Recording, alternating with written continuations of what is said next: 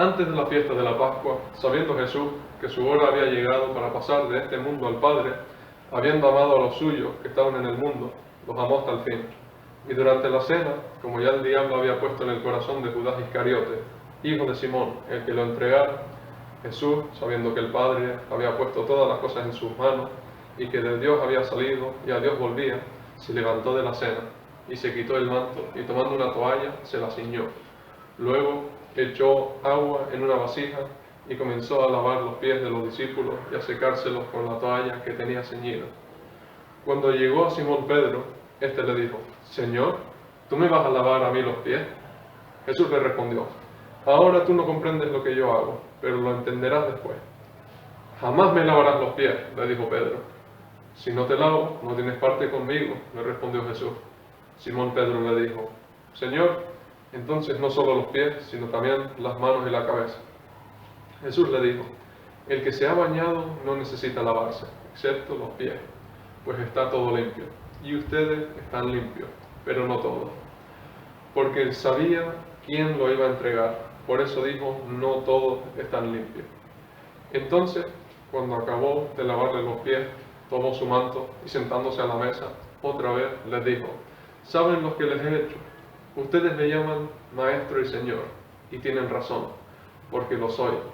Pues si yo, el Señor y el Maestro, les lavé los pies, ustedes también deben lavarse los pies unos a otros, porque les he dado ejemplo, para que como yo les he hecho, ustedes también lo hagan. En verdad les digo que un siervo no es mayor que su Señor, ni un enviado es mayor que el que lo envió. Si saben esto, serán felices si lo practican. En este pasaje podemos leer una enseñanza bastante clave para cada persona que quiera seguir a Cristo. Y aún así hay varias facetas un poco más escondidas en este texto. En los primeros 3 versículos, Juan nos da un poco de contexto de la situación. Jesús estaba consciente que ya era tiempo de irse al Padre. En otras palabras, Jesús era consciente que ya era el tiempo de entregarse como sacrificio en la cruz, morir y resucitar. Pero que no solamente era la hora, sino que el Padre le había dado todas las cosas en su mano. Quiere decir, era la decisión de Cristo mismo de decidir a seguir la voluntad del Padre. ¿Y cómo amó a los suyos? Los amó hasta el final. Estos últimos momentos que Jesús iba a tener con sus discípulos, los usó para darles una enseñanza que resume en varias formas su trabajo que había hecho. Y hoy quiero hablar de 4 formas de cómo este párrafo refleja distintas facetas del Evangelio. Quiero ponernos en contexto brevemente. En Israel en ese entonces era costumbre al entrar en una casa lavarse los pies. Nos podemos acordar de una visita de Jesús en casa de uno de los fariseos en Lucas capítulo 7, versículo 36, donde Jesús le contesta al fariseo. Leo: ¿Ves a esta mujer?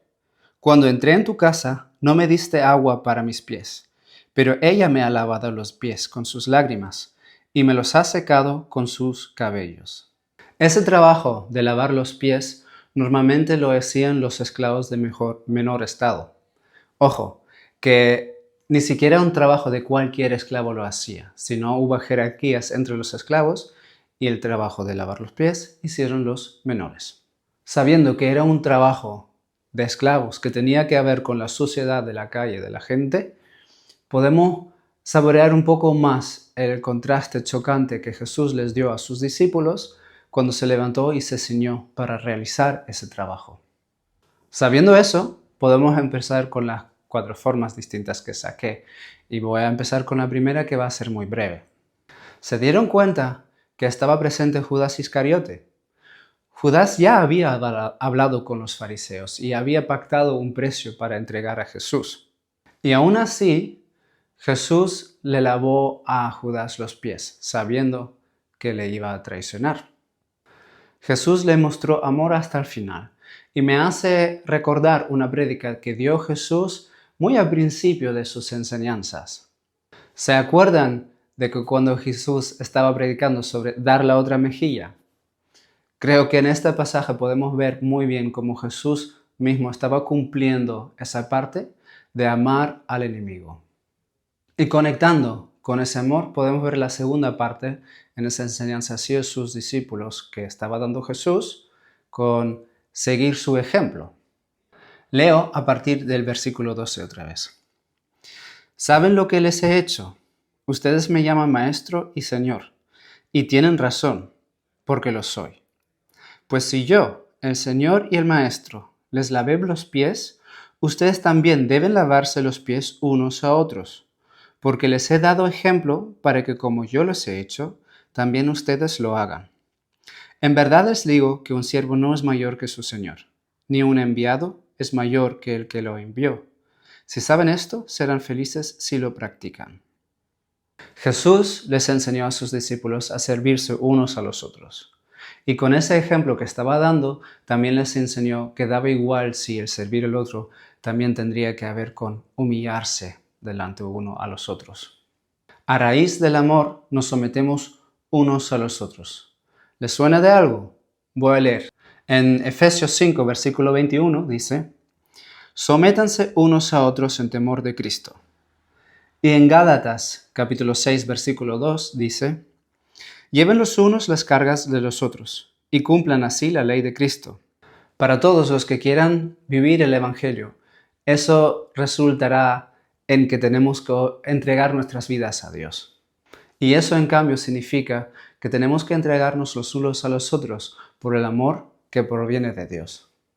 Y eso es algo que muchas veces hablamos así a la ligera, pero nos resulta un poco más difícil saber cómo se aplica.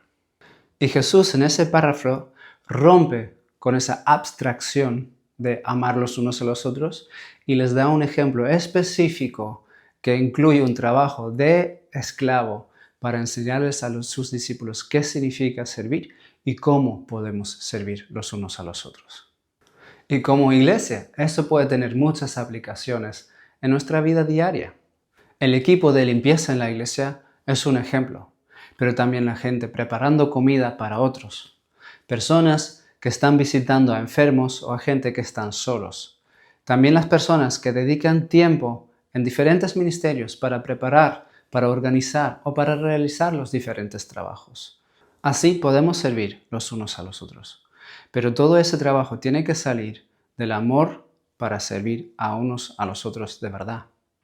Como tercer punto, me gustaría atraer la atención al hecho de que la revelación de Dios ha sido progresiva a lo largo del tiempo. Y Dios también usó muchos simbolismos para hablar de algo que estaba por venir. Hasta el tabernáculo en el Antiguo Testamento estaba lleno de objetos y la construcción mismo leemos que ha sido como una prefigura o una sombra de algo celestial. Aquí Jesús se humilla delante de sus discípulos para enseñarles de cómo servir los unos a los otros. Pero después Jesús se humilla delante de todo el pueblo y se deja humillar y burlar y pegar y escupir para dejarse colgar en una cruz y morir asfixiado. Si pensábamos que no hay un trabajo peor que lo podrían hacer los esclavos de menor estado, aquí realmente tenemos un ejemplo de que sí hay un trabajo mucho peor. Jesús se humilló y se entregó hasta la muerte. Su entrega no tenía límite. Y en este texto que leímos podemos ver esa prefigura, esa sombra de ese buen mensaje. Repito, su entrega no tenía límite. Y eso me lleva al cuarto punto de una faceta más profunda de que leímos en ese texto. Jesús no solamente lavó los pies, sino también lavó nuestros pecados. En la conversación con Pedro y Jesús, leemos: «Jamás me lavarás los pies», le dijo Pedro. «Si no te lavo, no tienes parte conmigo», le respondió Jesús. Estoy seguro de que Jesús aquí no hablaba simplemente de un lavabo de pies, sino que también tenía en mente ese contexto de esa limpieza espiritual. Si no permitimos que Jesús nos toque y nos vea las partes más sucias de nuestras vidas para lavarlo, no tendremos parte con Él. Necesitamos aceptar y creer que Él es el quien nos hace limpios y nos perdona.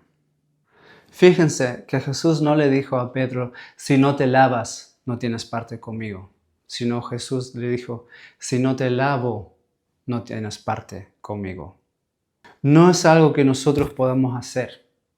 Somos completamente impotentes. No tenemos nada que aportar. Lo único que podemos hacer es humillarnos delante de Él y dejar que Él nos salve. Y esto es el mayor resumen de que Jesús le podía dar a sus discípulos en ese último momento. Espero que ese texto nos ayude a recordar que Él es quien nos salva. Espero que ese texto nos ayude a recordar quién es el que nos salva. Es Cristo, no nosotros. Y que por el amor que conocimos podemos crecer en el servicio práctico los unos a los otros y así cumplir la ley de Cristo.